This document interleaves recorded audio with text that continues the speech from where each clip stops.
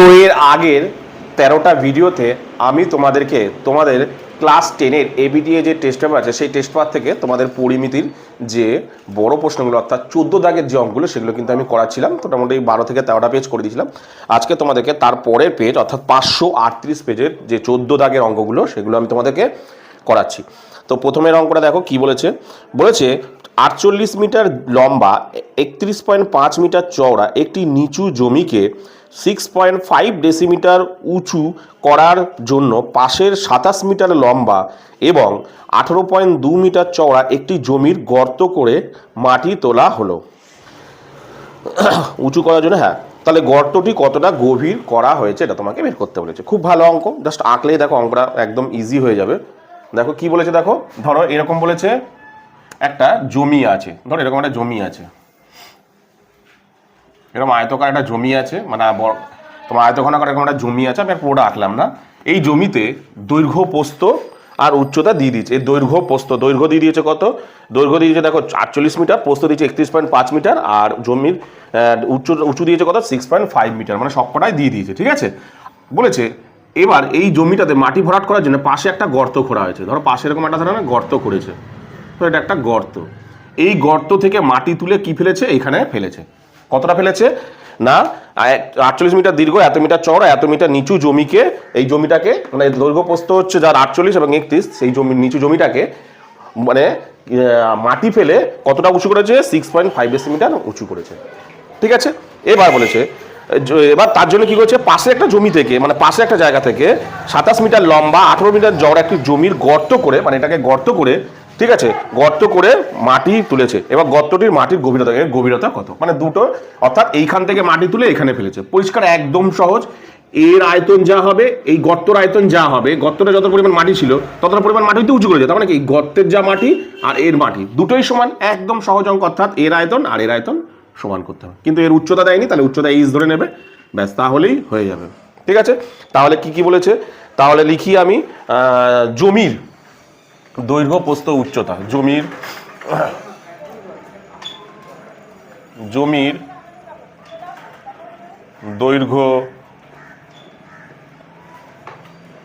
দৈর্ঘ্য কত 48 মিটার, লিখি 48 মিটার। ঠিক আছে, প্রস্থ কত 31.5 মিটার। ঠিক আছে, উচ্চতা দেখো, উচ্চতা বলেছে, ভালো করে দেখো, উচ্চতা বলেছে দেখো 6.5 ডেসিমিটার, 6.5 ডেসিমিটার, তাই তো, এতটা দেয়া আছে। তাহলে আমাকে অঙ্কটাকে কিসে নিয়ে যেতে হবে, মিটারে নিয়ে যেতে হবে, তাই তো, যে একই এককে রাখতে হবে। তাহলে ডেসিমিটারকে মিটারে নিয়ে যেতে হলে কার পর মিটার, মিটারের পর ডেসিমিটার, তাহলে ডেসিমিটার থেকে মিটার উল্টো আসছে, এক ঘর উল্টো আসা মানে কি 10 দিয়ে ভাগ করতে হবে। তাহলে 6.5কে তুমি যদি 10 দিয়ে ভাগ করো দাঁড়াবে কত 0.65 মিটার। সব কিছু কিন্তু আমি একক একই করে নিলাম। ঠিক আছে, হয়ে গেল। তাহলে জমির আয়তন কত, জমিতে মাটির পরিমাণ তাহলে কত হচ্ছে, তাহলে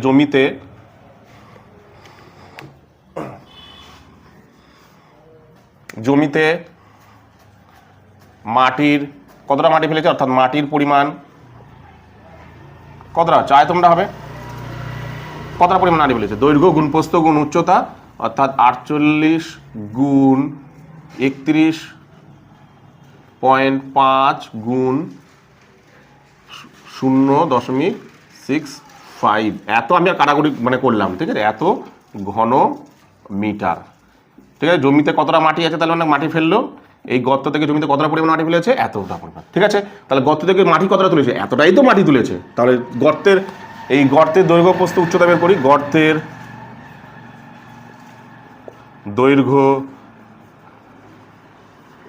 দৈর্ঘ্য কত দিয়েছে দেখি, গর্তের দৈর্ঘ্য দিয়েছে 27 মিটার, 27 মিটার। ঠিক আছে, গর্তের দৈর্ঘ্য দিয়েছে কত 27 মিটার।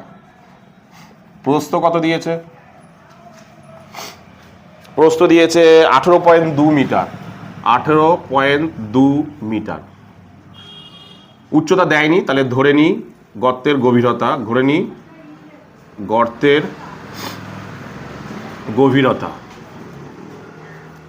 গভীরতা H মিটার। গর্তের গভীরটা ধরে নিলাম, মানে কতটা গভীর গর্ত খোঁড়া হয়েছে, এইচ মিটার গভীর গর্ত খোঁড়া হয়েছে, ব্যাস। তাহলে গর্তের আয়তন বের করি আমি, গর্তের মাটির পরিমাণ, গর্তের আয়তন বা গর্তের আয়তন কত হচ্ছে, দৈর্ঘ্য গুণ প্রস্থ, দৈর্ঘ্য গুণ প্রস্থ গুণ উচ্চতা, এত ঘন মিটার, ঘন মিটার। বাকিটা তোমরা বাকিটা সহজ একদম।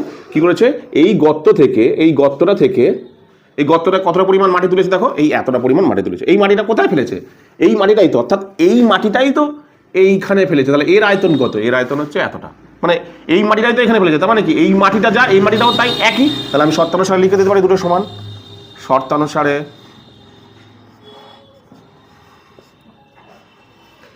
লিখতে পারি আমি, এইটা আগে লিখি, 27 into 18.2 into H equal to 48 into 31.5 গুণ 0.65। তাহলে এইচটাকে বাঁ দিকে রাখি, রাখলে ওদিকে কি পড়ে আছে 48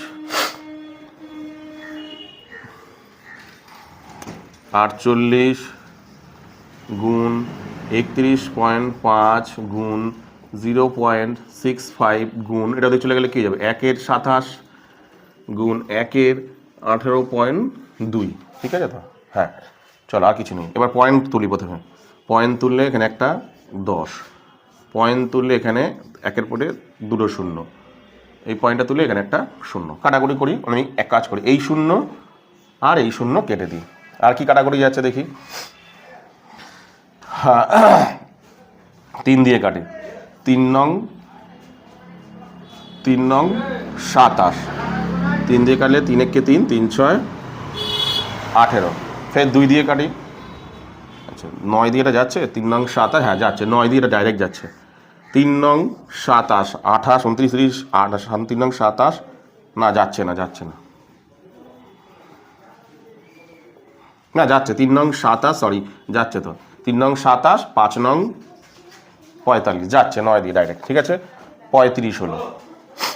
এবার দেখো, এবার কি করব, 2 দিয়ে কাটি, 2 দিয়ে এই দুটো কাটি, 2 দিয়ে এটা কাটি, 2 দিয়ে 8 দুগুণে 16, 2 দিয়ে 9 দুগুণে 18, 2 একে 2, ঠিক আছে, 13 দিয়ে যাচ্ছে এই দুটো, 13 দিয়ে, 7 13 91, 5 13 65, 7 দিয়ে এটা কাটি, 5 7 35, ঠিক আছে, 5 7 35, 5 দিয়ে এটা কাটি, 5 দুগুণে 10, এই 20, 5 দুগুণে 10, ঠিক আছে, 5 দুগুণে 10, ফের 5 দিয়ে 4 5 20, আচ্ছা 4 দিয়ে ফেটা চলে যাচ্ছে, 4 দিয়ে 4 দুগুণে 8, তাহলে এইচ সমান সমান কত বেরালো 2।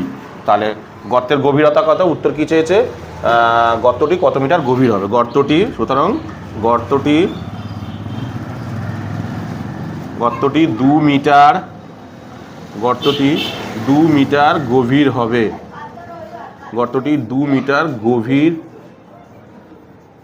হবে। তাহলে গর্তটি কতটা গভীর হবে, 2 মিটার। একদম সহজ অঙ্ক। বলেছে একটা জমি আছে, সেই জমিকে উঁচু করবে, তার জন্য মাটি ফেলবে। কোথা থেকে, মানে পাশে একটা গর্ত থেকে মাটি ফেলবে। তার মানে এই গর্তের যতটা পরিমাণ মাটি খুঁড়েছে ততটা পরিমাণ মাটি তো উঁচু করেছে। তাহলে মানে কি এর আয়তন, মানে এখানে যত পরিমাণ না মাটি তুলেছে এখানে তত পরিমাণই মাটি ফেলেছে, অর্থাৎ এদের দুজনের আয়তন সমান হবে।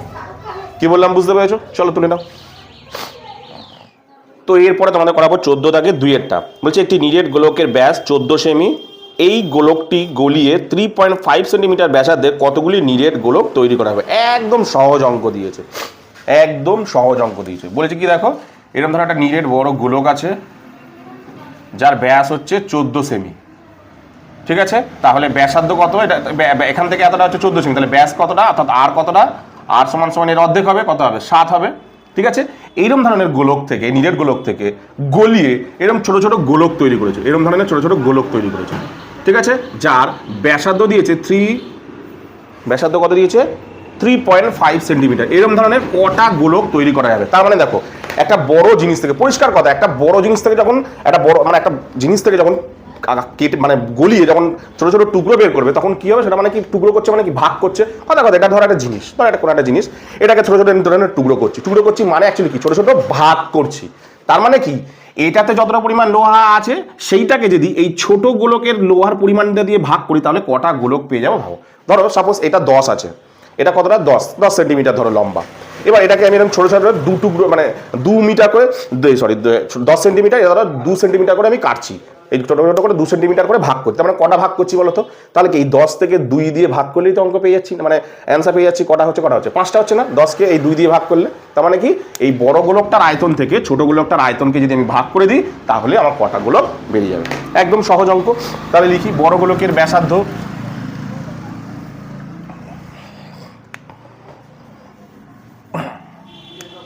বড়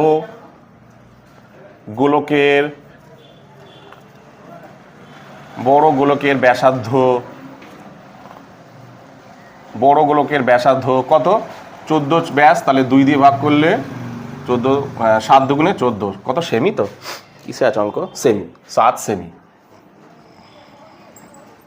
ঠিক আছে তাহলে বড় গোলকের আয়তন কত হচ্ছে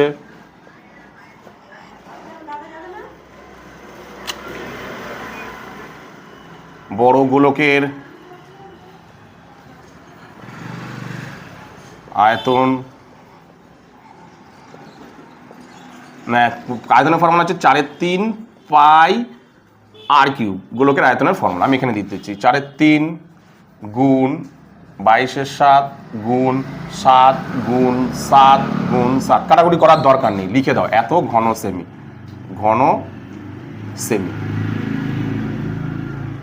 ঠিক আছে এত ঘন সেমি এবার ছোট গোলকেরটা বের করি তাহলে ছোট গোলকের ব্যাসার্ধ তো বের করাই আছে ছোট গোলকের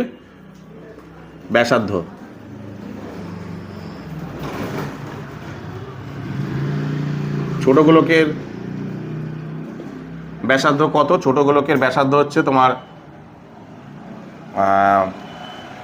কি জানো দেয়াই আছে 3.5 সেমি ঠিক আছে তাহলে ছোট গোলকের আয়তন একই 4/3 পাই আর কিউব মানে 22/7 গুণ কি করছে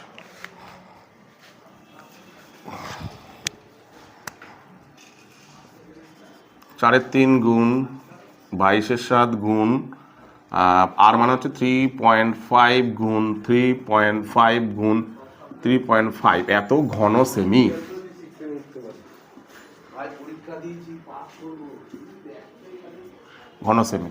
তাহলে লিখি কটা গোলক তৈরি হয়েছে এটা থেকে কি করবো ভাগ করে দেবো বললাম কি লিখবো যে কতগুলি নিরেট গোলক তৈরি হয়েছে তাহলে গোলক তৈরি হয়েছে বড় গোলক থেকে ছোট গোলক তৈরি হয়েছে বড় গোলক থেকে ছোট গোলক তৈরি হয়েছে ছোট গোলক তৈরি হয়েছে কি করবো ভাগ করব নিচে করি বড় গোলকের কত আছে 4/3 গুণ 22/7 গুণ 7 গুণ 7 গুণ 7 ডিভাইডেড বাই 4/3 গুণ 22/7 3.5 গুণ 3.5 গুণ 3.5 পয়েন্টগুলোকে তুলি 10 পয়েন্ট তুললাম 10 ঠিক আছে 4/3 কাটা 22/7 কাটা 5 দিয়ে 5 7 35 ফের 7 দিয়ে 5 7 35 ফের 7 দিয়ে 5 7 35 5 দিয়ে কাটো 5 দুগুণে 10 5 দিয়ে কাটো 5 দুগুণে 10 5 দিয়ে কাটো 5 দুগুণে 10 বেরালো কটা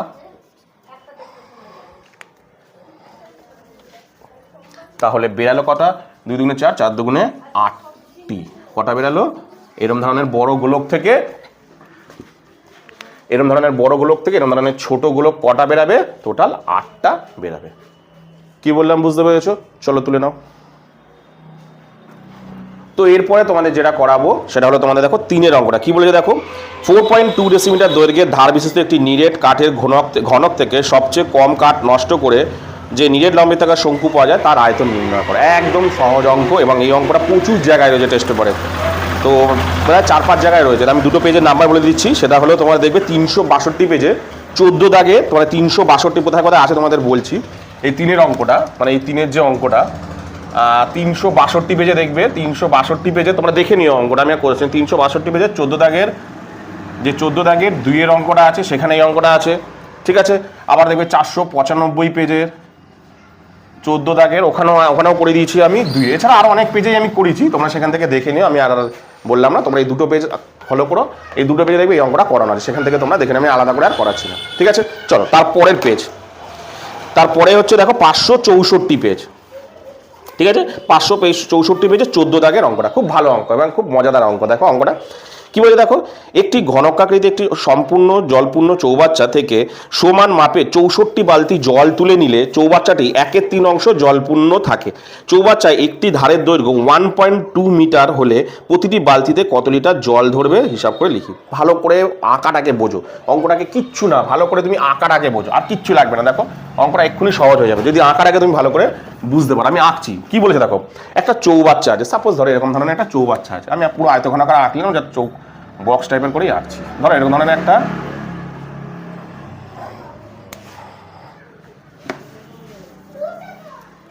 একটা চৌবাচ্চা আছে,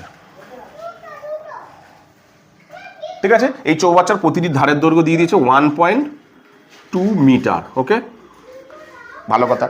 এবার বলেছে এই চৌবাচ্চা কি বলেছে, এই চৌবাচ্চাতে সমান মাপের 64 বালতি জল তুলে নেওয়া হলো। মানে এই চৌবাচ্চাটা ধরো পুরো জল ভর্তি ছিল, এখান থেকে কিছুটা জল তুলে নিয়ে আছে, ঠিক আছে, কিছু জল তুলে নেওয়া আছে। কতটা জল তুলেছে বলছে 64 বালতি।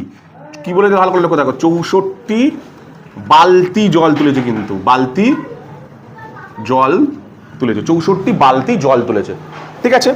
এবার কি বলেছে দেখো, তোলার পর চৌবাচ্চারে এখনো 1/3 অংশ জলপূর্ণ থাকে। এবার তুলেছে, তোলার পর না জলটা যে পুরো শেষ হয়ে গেছে তা কিন্তু নয়, জলটা যে পুরো হয়েছে দেখো এখনো এতটা পরিমাণ জল সাপোজ ধরো আছে, এই এতটা পরিমাণ জল আছে, পুরো জল মানে 64 বালতি তুলে নেওয়ার পর এখনো কিন্তু এতটা পরিমাণ জল আছে, ঠিক আছে। কতটা পরিমাণ জল আছে বলেছে দেখো 1/3 অংশ। আগে ভালো করে অঙ্কটাকে পুরো মন দিয়ে কিন্তু বোঝো, 1/3 অংশ জল আছে, ঠিক আছে। মানে চৌবাচ্চাতে ধরো পুরো জল ছিল, পুরো ভর্তি ছিল, ভর্তি থেকে 64 বালতি তুলে নিয়েছে, তুলে নেওয়ার পর এখনো কিন্তু চৌবাচ্চায় জল পড়েছে, কত আছে 1/3 অংশ, ঠিক আছে। এবার বলেছে তাহলে চৌবাচ্চাটি একটি ধারের দৈর্ঘ্য বলে দিচ্ছে, একটা ধারের দৈর্ঘ্য দিয়েছে 1.2 মিটার, তাহলে প্রতিটি বালতিতে কত লিটার জল ধরবে তোমাকে হিসাব করতে বলেছে, ঠিক আছে। তাহলে কি বের করতে হবে, সবার প্রথমে দেখো, সবার প্রথমে আমাকে বের করতে হবে যে এই চৌবাচ্চাটাতে কতটা পরিমাণ জল ধরে। আমার ফার্স্ট কাজ এটা কি, 64 বালতিতে কতটা পরিমাণ জল ধরে সেটা আগে বের করতে হবে। এবার আমি দেখব যে 64 বালতি মানে কত লিটার জল, তবেই তো আমি একটা বালতির পাবো, ঠিক আছে। তাহলে সবার প্রথমে আমার কাজ হচ্ছে চৌবাচ্চাটিতে কতটা জল ধরে সেটা আগে ভালো করে দেখে নিই। তাহলে লিখি, চৌবাচ্চাটির ধারের দৈর্ঘ্য অবশ্যই কিন্তু এটা ডেসিমিটারে নিয়ে যাবে, যেহেতু লিটারে আছে, লিটার মানেই আমরা জানি যে 1 ঘন ডেসিমিটার সমান সমান 1 লিটার, তার মানে কি পুরো অঙ্কটাকে লিটারে করতে হবে কিন্তু। তাহলে প্রথমেই আমি করি মানে চৌবাচ্চার ধারের দৈর্ঘ্য, চৌবাচ্চার একটি ধারের দৈর্ঘ্য, একটি ধারের, ভালো করে খুব অঙ্কটা সহজ, দেখে মনে হচ্ছে কঠিন কিন্তু অঙ্কটা সহজ। দেখো চৌবাচ্চার একটি দৈর্ঘ্য দিয়েছে কত 1.2 মিটার, তাই তো। তাহলে মিটারকে ডেসিমিটারে নিয়ে যেতে গেলে কি করতে হয় আমরা জানি, মিটারকে ডেসিমিটারে, মিটারের পরেই ডেসি, তাহলে 10 দিয়ে গুণ করতে হবে, তাহলে কত হচ্ছে 12 ডেসিমিটার বেরিয়ে গেল, ঠিক আছে। তাহলে চৌবাচ্চাটিতে মোট জল, চৌবাচ্চাটিতে জল ধরে, চৌবাচ্চাটিতে জল ধরে বা জলের আয়তন বলতে পারো, জল ধরে বা চৌবাচ্চার আয়তন লিখে, এটা হলো একই ব্যাপার।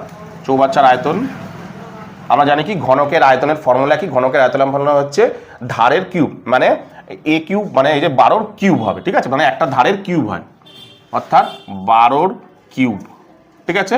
তাহলে সমান সমান কত হবে বলো তো, 12 × 144 12 12 144, 44কে আবার 12 দ্বিগুণ করলে 4 12 48 8, 4 12 48 49 50 51 52, 52 2 হাতে রইল 5, 12কে 12 13 14 15 16 17, এত 1728 ঘন ডেসিমিটার। ঠিক আছে, তাহলে এটাকে লিটারে নিয়ে যাই, 1728 লিটার। কিভাবে হলো লিটার, কিভাবে হলো লিখে দিতে হবে, 1 লিটার মানে কত, 1 লিটার সমান সমান 1 ঘন ডেসিমিটার। তাই জন্য ঠিক আছে, বেরিয়ে গেল। তার মানে দেখো এই পুরো চৌবাচ্চাটিতে জল ধরে কত, ভালো দেখো 1728 লিটার। ভালো করে ব্যাপারটাকে বোঝো, পুরো চৌবাচ্চাটিতে কত জল ধরে, 28 লিটার। আচ্ছা এইবার তুমি বলো চৌবাচ্চাটিতে জল তোলার পর কতটা জল পড়ে আছে, দেখো 1/3 অংশ। তাহলে এই যে জলটুকু তুলেছি না, এটা অংশতে বের করি, এটা অংশতে বের করি। তার মানে দেখো 64 বালতি জল, মানে 64 বালতি জল সমান সমান কত অংশ, তার মানে কি পুরোটা মানে 1 অংশ। আমি ধরি চৌবাচ্চাটিতে মোট জল ধরে 1 অংশ, ধরি চৌবাচ্চায় জল ধরে 1 অংশ, পুরো চৌবাচ্চাটিতে ধরো জল ধরে কত, 1 অংশ। তাহলে 64 বালতি জল সমান সমান, তাহলে সুতরাং 64 বালতি জল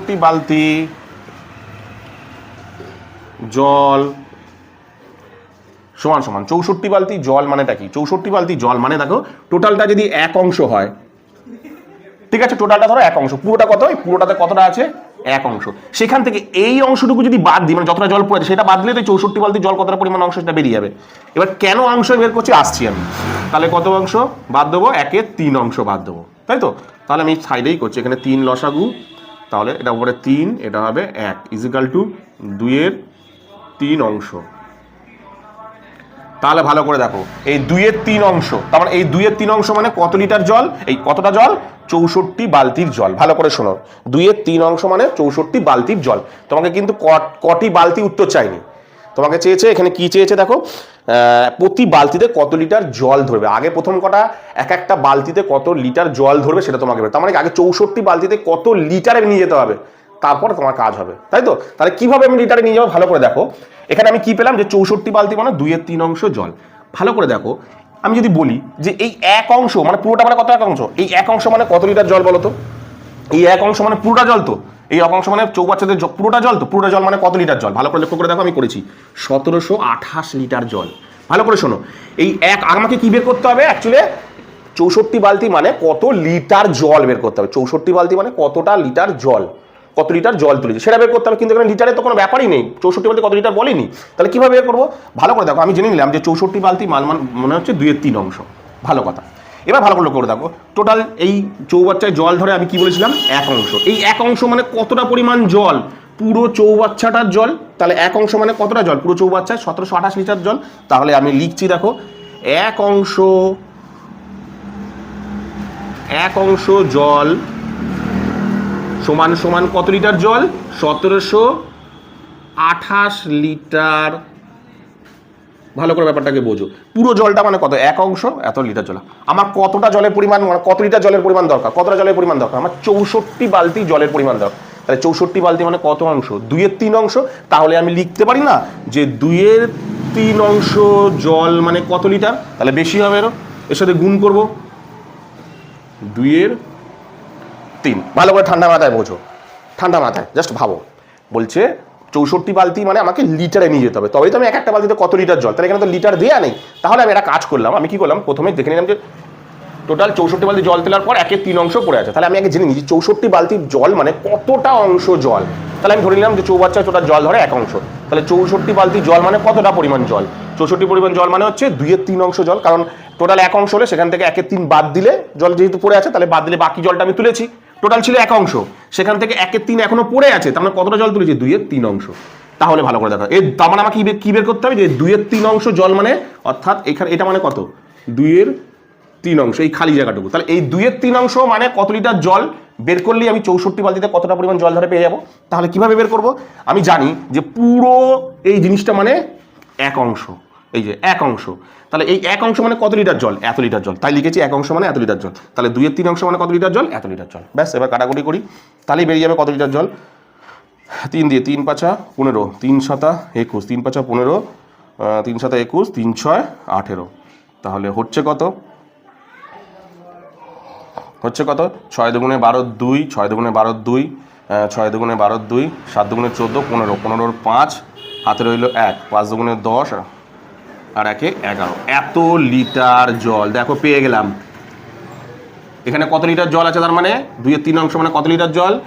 1 1 5 2, এত লিটার জল পেয়ে গেলাম। কিন্তু দেখো হলো 2/3 অংশ মানে কত লিটার জল? 1152 লিটার জল। এই 1152 লিটার জল মানে কত লিটার জল? কত বালতি? 64 বালতি। এই 1152 লিটার মানে কত বালতির জল? 64 বালতির জল। তাহলে এক বালতির জল, তাহলে 64 বালতির জল এত, এক বালতির জল এত, বেরিয়ে যাবে উত্তর। তাহলে লিখি আমি যে 64 বালতি জল সমান সমান 1152 লিটার, তাই তো? তাহলে একটি বালতি জল সমান সমান আরো কম হবে, তাহলে এটাকে 64কে ভাগ করতে, 64 দিয়ে ভাগ করো, কাটাকুটি করো। 2 দিয়ে করি প্রথমে, 32 দুগুণে 64, 2 দিয়ে 5 দুগুণে 10, 7 দুগুণে 14, 6 দুগুণে 12, 4 দিয়ে 4 8 32, 4 দিয়ে 4 1 4, 4 4 16, 4 4 16, ফের 4 দিয়ে তোমার 4 দুগুণে 8, 3 4 12, 3 4 12, 3 4 12, 3 8 3 4 12, 4 6 24, ঠিক আছে। 2 দিয়ে 18 দুগুণে 36, তার মানে কতটা জল বেরোলো দেখো? 18 লিটার, 18 লিটার জল। তাহলে প্রতি বালতিতে, তাহলে একটি বালতিতে তাহলে একটি বালতিতে কত লিটার জল ধরবে? 18 লিটার জল ধরবে। অঙ্কটা দেখে মনে হচ্ছে কঠিন, কিন্তু একটু যদি বুঝতে পারো, মানে ভালো করে যদি বুঝে নাও অঙ্কটা, দেখো সহজ হয়ে যাবে। তাহলে এক একটা বালতিতে কত লিটার জল ধরে? 18 লিটার জল ধরে। কি বললাম বুঝতে পেরেছো? চলো তারপরে দেখো দুইয়েরটা। এরপরে আমি দুইয়েরটা বলছি, দেখো দুইয়েরটা একটু বলে দিই যে দুইয়েরটা দেখো বলেছে কি যে 1 সেন্টিমিটার ও 6 সেন্টিমিটার দৈর্ঘ্যে ব্যাসার্ধ বিশিষ্ট দুটি নিরেট গোলককে গলিয়ে 1 সেন্টিমিটার পুরু ফাঁপা গোলকে পরিণত করা হলো। তাহলে নতুন গোলকের বাইরের বক্রতলের ক্ষেত্রফল হিসাব করবে। এই অঙ্কটা অনেক জায়গায় আছে, অনেক জায়গায়। তোমার দেখো বলে দিচ্ছি, 218 পেজের 14 দাগের 2 এর অঙ্কটা, তারপর 309 পেজের 14 দাগের 2 এর অঙ্কটা, 132 পেজের 14 দাগের 3 এর অঙ্কটা, মানে 3 এর অঙ্কটা, 495 পেজের 14 দাগের 3 এর অঙ্কটা কিন্তু এই তোমরা এই অঙ্কটা পেয়ে যাবে। কি বললাম বুঝতে? অনেক জায়গায় কিন্তু এই অঙ্কটা পেয়ে যাবে। তাও আমি আর করাচ্ছি না, তোমরা ওখান থেকে দেখে নিও, ঠিক আছে। আমি তাও পেজ নাম্বার একবার লিখে দিচ্ছি, ঠিক আছে। আমি একবার পেজ নাম্বার লিখে দিচ্ছি, যেটা মুছে নিই।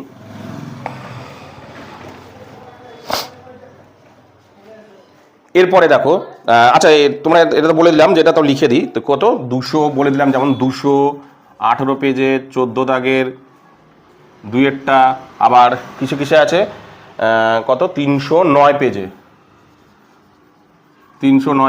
14 দাগের 2-এরটা, ঠিক আছে। আবার আছে আরও অনেক কটা পেজ আছে, আমি অত লিখছি না। 132 পেজের 14 দাগের, 132 পেজের 14 দাগের 3-এরটা, অনেক কটা অঙ্ক তোমরা কিন্তু এটা দেখি না, আমি আর লেখাচ্ছি না, অনেক কটা পেজেই কিন্তু এটা আছে, ঠিক আছে। সেখান থেকে তোমরা করে নিও, ঠিক আছে। আমি এবার তারপরের অঙ্কটা, অর্থাৎ তারপরে 3 নম্বর যে অঙ্কটা, সেটা আমি কিন্তু করাচ্ছি। কি বলেছে দেখো, লম্বাবৃত্তাকার শঙ্কু আকৃতির একটি তাঁবুতে 11 জন লোক থাকতে পারে। প্রত্যেক লোকের জন্য ভূমিতে 4 বর্গমিটার জায়গা লাগে এবং 20 ঘনমিটার বাতাসের প্রয়োজন হয়। তাহলে ঠিক এই 11 জনের জন্য নির্মিত তাঁবুর উচ্চতা কত? খুব সহজ অঙ্ক দিয়েছে, যেটা জাস্ট আঁকাটাকে দেখো, খালি দেখো অঙ্ক পেরে যাবে। কি বলেছে? এরকম একটা তাঁবু আছে, ভালো করে দেখো, এরকম একটা তাঁবু আছে। তাঁবুটা তো নিচটা তো হয় না, তাই না? তাঁবু মানে কি? শুধু সাইডের এই উপরের অংশটুকু তাঁবু, তাই তো? বলেছে এরকম একটা তাঁবু আছে, এই তাঁবুতে কি বলেছে 11 জন লোক থাকে। এই তাঁবুতে না 11 জন লোক থাকে, টোটাল 11 জন। একটা বড় বড় তাঁবু ধরো, টোটাল 11 জন থাকে, ঠিক আছে। 11 জন থাকতে পারবে। এবার বলছে প্রত্যেক লোকের জন্য ভূমিতে, অর্থাৎ প্রত্যেক লোক, এই 11 জন লোক, এই যে নিচে যে এই গোল অংশটা অর্থাৎ ভূমির অংশটা, এইখানে কতটা করে জায়গা না, এক একজন 4 মিটার করে, কত করে দেখি 4 বর্গ মিটার করে জায়গা লাগে, এক একজন 4 বর্গ মিটার, দেখতে পাচ্ছ এখান থেকে এটা 4, ধর এখান থেকে এটা 4, এক একজনের 4 বর্গ মিটার করে জায়গা লাগে। তাহলে বলো তো 11 জনের কত লাগে? তাহলে কি করবো, 4 গুণ 11, তার মানে কি ভূমির ক্ষেত্রফল পেয়ে যাবো। তাহলে লিখতে পারি না আমি প্রথমে লিখছি। আচ্ছা, ভূমির ক্ষেত্রফল পেয়ে গেলাম আমি, দেখো কত, 11 গুণ 4, 44 বর্গ মিটার। তার মানে দেখো নিচটা জায়গা পেয়ে গেলাম না, টোটাল 11 জন, এক একজন 4 করে নিলে কতটা জায়গা লাগে, কতটা জায়গা আছে, তাহলে মানে নিচে যা হিসাব করে দেখেছো ওরা 44 বর্গ মিটার জায়গা লাগে। পেয়েই গেলাম, দেখো কি পেয়ে গেলাম, এটা পাই আর স্কোয়ার কিন্তু পেয়ে গেলাম ভূমির ক্ষেত্রফল, তাই তো? এটা দেখো আমরা ভূমির ক্ষেত্রফল কিন্তু পেয়ে গেলাম, অর্থাৎ নিচে কতটা পরিমাণ জায়গা লাগে দেখো, এক একজনের যদি 4 বর্গ মিটার করে জায়গা লাগে, তাহলে মানে বলেছে এক একজনের 4 বর্গ মিটার করে জায়গা ধরবে, তাহলে 11 জনের কতটা ধরবে, 44 বর্গ মিটার জায়গা আছে এখানের মধ্যে, পেয়ে গেলাম। এবার বলেছে দেখো, এবং এই তাঁবুতে 20 ঘনমিটার বাতাসের প্রয়োজন। এই পুরো তাঁবুতে কতটা মানে কি বলে বাতাসের প্রয়োজন, 20 ঘনমিটার। তার মানে কি ওই তাঁবুতে কত পরিমাণ বায়ু ধরে, 20 ঘনমিটার। 20 ঘনমিটার ওটা কি আয়তনই তো, পুরো আয়তন পেয়ে গেলাম না। তাহলে এক একজনের বলেছে 20 ঘনমিটার বাতাসের প্রয়োজন, এক একজনের, প্রত্যেকের 20 ঘনমিটার, প্রত্যেকের 20 ঘনমিটার বাতাসের প্রয়োজন। তাহলে 11 জনের কত লাগছে, ভালো করে দেখো, আয়তনের অ্যান্সারটা তোমাকে দিয়ে আছে। মানে কতটা তাঁবু, এক একজনের কটা করে প্রয়োজন, এক একজনের 20 ঘনমিটার করে বাতাসের প্রয়োজন, তাই তো? 20 ঘনমিটার করে বাতাসের প্রয়োজন, 20 ঘনমিটার। তাহলে টোটাল কতজন আছে ওখানে, 11 জন। তাহলে কত ঘনমিটার বাতাসের প্রয়োজন ওখানে, 11 দুগুণে 22, 220 ঘনমিটার। সরি, তাহলে 11 জনের কত ঘনমিটার বাতাসের প্রয়োজন, 220 ঘনমিটার। কি বললাম বলতো, তার মানে আয়তনটার অ্যান্সার দিয়ে দিয়েছে তোমাকে, কতটা পরিমাণ আয়তন অ্যান্সার দিয়েছে তোমাকে। কি বের করতে বলেছে, এই তাঁবুটির কি বের করতে বলেছে, উচ্চতা, অর্থাৎ এই তাঁবুটির উচ্চতা বের করতে বলেছে, এই যে এইচ উচ্চতা বের করতে বলেছে। চলো করি তাহলে আমরা। তাহলে প্রথমে কি দিয়েছে, 11 জনের, তাহলে লিখি যে তাঁবুতে 11 জনের, ধরি আগে ধরে নিই, ধরি তাঁবুর উচ্চতা এইচ মিটার, মিটারে আছে তো অঙ্কটা, হ্যাঁ ঠিক আছে। আচ্ছা এবার আমি করি, কি বলেছে, তাঁবুর মানে ভূমিতে এক একজন 4 বর্গ মিটার করে প্রয়োজন, তাই তো? তাহলে একজনের লিখি ঐকিক নিয়মে, একজনের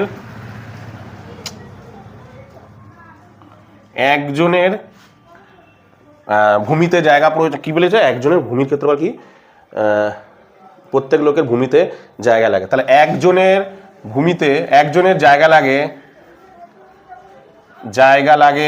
একজনের জায়গা লাগে কত, একজনের জায়গা লাগে হচ্ছে তোমার কত, 4 বর্গ মিটার, 4 বর্গ মিটার। ভালো করে দেখো, তাহলে 11 জনের জায়গা লাগে 4 গুণ 11, 44 বর্গ মিটার। এটা কিন্তু আমি কি পেয়ে গেলাম, পাই আর স্কোয়ার কিন্তু পেয়ে গেলাম, ঠিক আছে। তারপর বলেছে দেখো বাতাস, তাহলে একজনের বাতাসের প্রয়োজন, একজনের, তো বারবার জলের হয়ে যাচ্ছে, একজনের বাতাসের প্রয়োজন কত বলেছে, 20 ঘনমিটার, তাই তো? তাহলে 11 জনের বাতাসের প্রয়োজন 20 গুণ 11, 11 দুগুণে 22, 220 ঘনমিটার, ঠিক আছে। তাহলে অঙ্কের মধ্যে আমি তোমাদেরকে বলেছি, যখনই অঙ্কের মধ্যে কিছু দেবে না, এখানে এইচ চেয়েছে কিন্তু বাকি কিচ্ছু দেওয়া নেই, তাহলে অঙ্কের মধ্যে একটা উত্তর দেওয়া নিশ্চয়ই আছে, দুটো উত্তর দেওয়া আছে। দেখো পাই আর স্কোয়ার দেওয়া আছে, আবার ঘনমিটার মানে 1/3 পাই আর স্কোয়ার এইচও দেওয়া আছে। তাহলে আমি পাই আর স্কোয়ার এইচ দিয়েই বের করে দিতে পারবো। তাহলে শঙ্কুর আয়তন সত্তানুসারে লিখতে পারি, ডাইরেক্ট সত্তানুসারে আমি লিখতে পারি যে 1/3 পাই আর স্কোয়ার এইচ ইকুয়াল টু 220, কারণ আমার অনুযায়ী আয়তন এটা, ওদের অনুযায়ী এটা, ঠিক আছে। তাহলে দেখো 1/3 পাই আর স্কোয়ার মানে কত, পাই আর স্কোয়ার মানে কিন্তু দেখো বেরিয়ে গেছে যে 44, আমি বললাম ভূমির ক্ষেত্রফল, পাই আর স্কোয়ার মানে কি ভূমির ক্ষেত্রফল, এটা মানে কি এই যে এটা মানেই হচ্ছে কিন্তু পাই লিখবে না কিন্তু তোমরা, হ্যাঁ বোঝানোর জন্য দিলাম পাই আর স্কয়ার, এটা মানেই হচ্ছে ভূমির ক্ষেত্রফল। তাহলে আমি লিখে দিলাম এখানে 44 গুণ 44, এইচ তো দেওয়া নেই, এইচ বসিয়ে দিলাম ইজিক্যাল টু 220। তাহলে এইচ ইকুয়াল টু এগুলো সব ওদিক চলে যাবে, 220 গুণ 3-এর 1 গুণ 1-এর 44, এই 44 কাটাকুটি করো, 2 দিয়ে কাটো, এই 22 দিয়ে কাটো, 22 দুগুণে 44, 22 10, 5 দুগুণে 10। তাহলে এইচ ইকুয়াল টু কত বেরালো, 3-5 15। সুতরাং উচ্চতা ইকুয়াল টু কত বেরালো, তাঁবুর উচ্চতা, তাহলে তাঁবুর উচ্চতা কত, তাঁবুর উচ্চতা 15 মিটার। তাঁবুর উচ্চতা কত, 15 মিটার। কত বেরোলো দেখো, তাঁবুর উচ্চতা 15 মিটার। কি বললাম বুঝতে পেরেছো? চলো তুলে নাও। তো এরপরে তোমাদের যেটা করাবো সেটা হলো 588 পেজের অঙ্কটা। দেখো একের অঙ্কটা কি বলেছে দেখো, একটি ঘনকের প্রতিটি বাহুকে 50% কমানো হলো, মূল ঘনক ও পরিবর্তিত ঘনকের আয়তনের অনুপাত করে। এটা ম্যাক্সিমাম ক্ষেত্রে 2 নম্বরে দেয়, এখানে তোমাদের 4 নম্বরে দিয়েছে। তো কি দিয়েছে দেখো, বলছে একটা ঘনক ছিল, ঘনকটা 50% কমানো হলো, ঠিক আছে। তাহলে মূল ঘনকের যে চেঞ্জ করা মানে পরিবর্তিত করলাম ঘনকের মধ্যে আয়তনের অনুপাত কি। তাহলে প্রথমেই একটা ঘনক ছিল, সাপোজ এরকম একটা ঘনক ছিল, এরকম একটা ঘনক ছিল, এরকম একটা ঘনক ছিল প্রথমে, ঠিক আছে, ঠিক আছে, এরকম একটা ঘনক ছিল। এই ঘনক এবার বলেছে ঘনকের কি বলেছে, ঘনকের কই গেল, ঘনকের প্রতিটি বাহুকে, এইটা মানে ধরো একটা বাহু ছিল, সাপোজ কথা বলছি, ধরো এখানে একটা বাহু ছিল, ধরো এ বাহু ছিল, ঠিক আছে, এর একটা বাহু ছিল কত এ। এবার কি বলেছে, পরে আবার একটা ঘনক তৈরি করেছে, ঘনকের বাহুটাকে মানে ইয়েটাকে ছোট করে দিলাম, মানে বাহুটাকে ছোট করে দিয়েছে, বলি ধরো ঘনক এটা ধরো এরকম টাইপের ঘনক তৈরি করেছে, যার বাহু হচ্ছে কমিয়ে দিয়েছে, কত পার্সেন্ট কমিয়ে দিয়েছে, 50%, মানে হিসাব মতন বলতে পারো অর্ধেক কমে দিয়েছে, মানে a/2 করে দিয়েছে বাহুটাকে।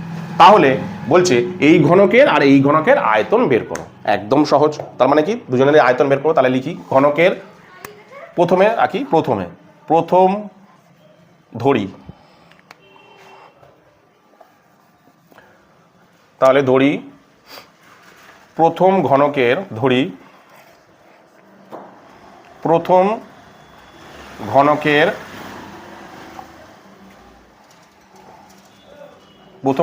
বাহুর দৈর্ঘ্য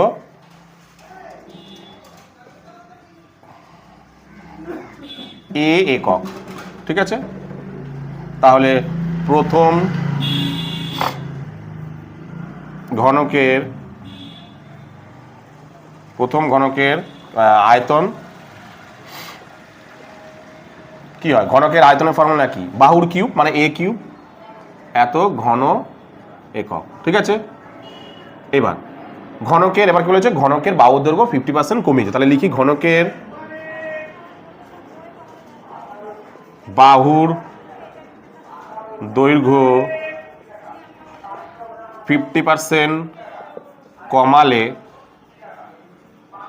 ঠিক আছে, নতুন ঘনকের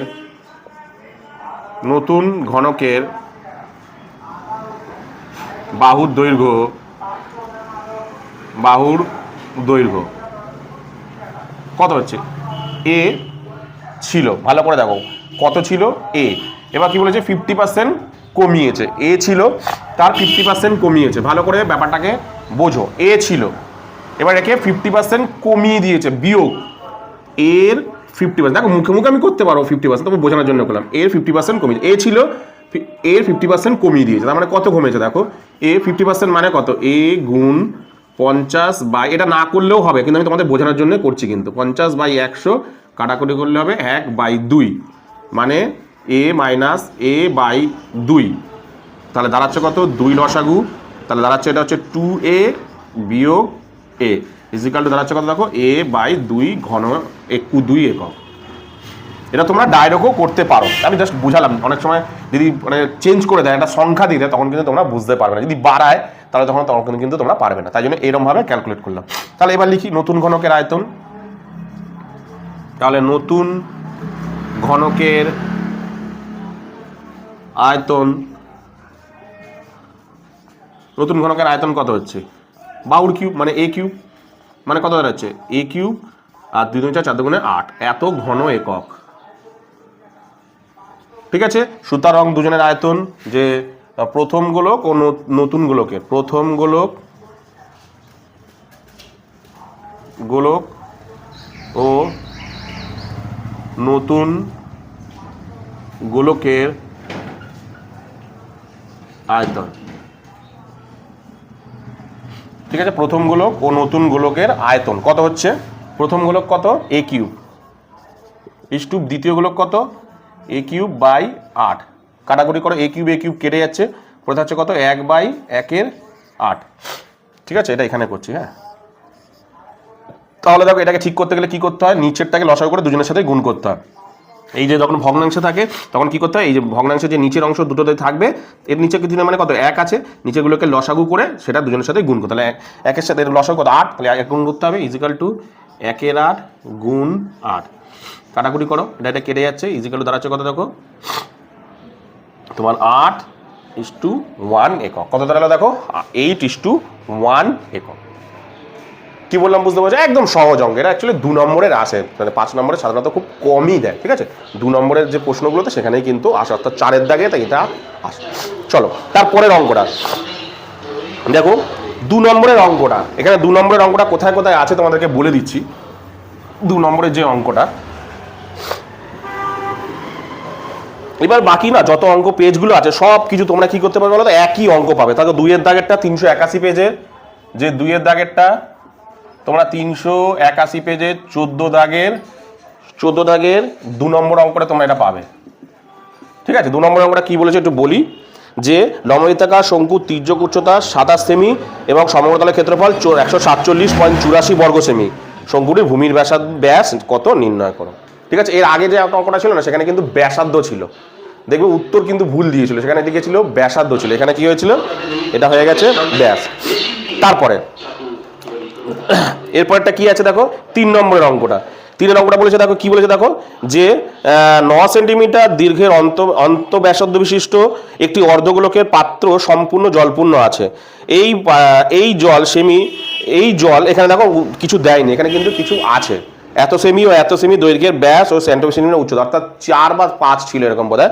এখানে কিছু মিস্টেক আছে, মানে লেখা মিস্টেক আছে। ঠিক আছে, মানে এখানে দেখো মানে সংখ্যা মিস্টেক দিয়েছে, যে দেখো এখানে দিয়েছে দেখো এই জল এত সেমি দৈর্ঘ্যের ব্যাস ও এত সেমি উচ্চতা, কত দেয়নি, বোধহয় 4 আর 5 বোধহয় সেমি হবে যথাসম্ভব, বোতলে ভর্তি করে রাখলে কটি বোতল। এটাও তোমরা দেখতে পাবে 333 পেজে, এই যে 3-এর অঙ্কটা 300 আমি থেকে করে দিয়েছি, দেখবে আমার 333 পেজে 14 দাগের যে 1-এর অঙ্কটা সেখানে কিন্তু আমি এটা করে দিচ্ছি, যে 1-এর অঙ্কটা সেখানে কিন্তু আমি এই সেম অঙ্কই কিন্তু এখানে রয়েছে। তোমরা কি করবে সেখান থেকে দেখে নাও, আমি আর আলাদা করে করাচ্ছি না। তো তোমাদেরকে একটু বলে দিই যে এরপরে আমি আর পরিমিতি করাবো না, মোটামুটি তোমাদের 600 পেজ অবধি তোমাদেরকে করে দিলাম, প্রায় 24 থেকে 25টা পেজ আমি তোমাদেরকে করে দিলাম। এরপরে যা অঙ্ক দেখছো না সবই 2-3টে করে থাকছে, মানে একটা করে থাকছে মানে আগে করানো থেকে। সো আমি আর পরেরটা আগাচ্ছি না, কারণ এই মোটামুটি এই 600 পেজ অবধি করলে মোটামুটি তোমরা কমন মোটামুটি পেরে যাবে। ঠিক আছে, আর করার দরকার নেই। এরপরে আমি তোমাদেরকে করাবো হচ্ছে পরে যে সাজেশনগুলো আছে না লাস্টে, সেগুলো আমি সবার শেষে করাবো। এখন সাজেশনগুলো করাবো না, এখন সাজেশনগুলো তোমরা সেই সাজেশনের দিকেই ফলো করো। ঠিক আছে, পরের ভিডিও থেকে আমি তোমাদেরকে কি করবো বলো তো, পাটিগণিত, অর্থাৎ তোমাদের যে পাটিগণিত থাকে না, যে 5 দাগের যে পাটিগণিতের যে বড় প্রশ্নগুলো, 5 দাগের যে বড় প্রশ্নগুলো অর্থাৎ পাটিগণিতের যে অঙ্কগুলো দুটো থাকে সেগুলো আমি কিন্তু ধরবো। ঠিক আছে, তো আজকের মতন ভিডিওটা আমি এখানেই শেষ করবো, চলে আসবো আমি পরবর্তী ভিডিও নিয়ে। তো আজকের মতো ভিডিওটা আমি এখানেই শেষ করলাম, চলো তুলে নাও।